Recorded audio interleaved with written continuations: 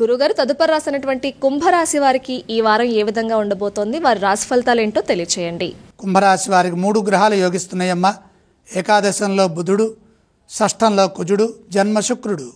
వ్యాపారం కలిసి వస్తుంది, పలు మార్గాల్లో విజయాలుంటాయి, నూతన ప్రయత్నాలు సఫలమవుతాయి, కృషిని బట్టి ప్రతిఫలం ఉంటుంది.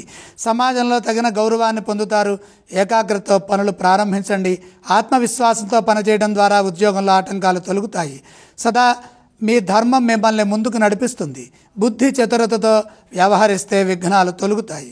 వ్యాపారంలో అపారమైన తెలివితేటలతో ఆలోచించి ఇదే విధంగా పనిచేస్తే శక్తి లభిస్తుంది. బుద్ధి బలంతో ఆలోచించి ఆపదల నుండి బయటపడతారు. సమయానుకూలంగా ఆలోచించి నిర్ణయాలు తీసుకోవడం ద్వారా మంచి జరుగుతుంది. తోటివారి నుండి తగినంత ప్రోత్సాహం లభిస్తుంది. ప్రతిభతో పనిచేయడం ద్వారా ఆర్థికంగా లాభపడతారు. ధనయోగం శుభప్రదం, పెట్టుబడులు కలిసి వస్తాయి. భూగృహ వాహన యోగాలు శుభాన్నిస్తాయి. స్థిర ఆస్తులు వృద్ధి చెందుతాయి. కుటుంబ సభ్యులకు మీ నుండి కలిసి వస్తుంది. కుటుంబ సభ్యులతో కలిసి ఆనందించే అంశాలుంటాయి.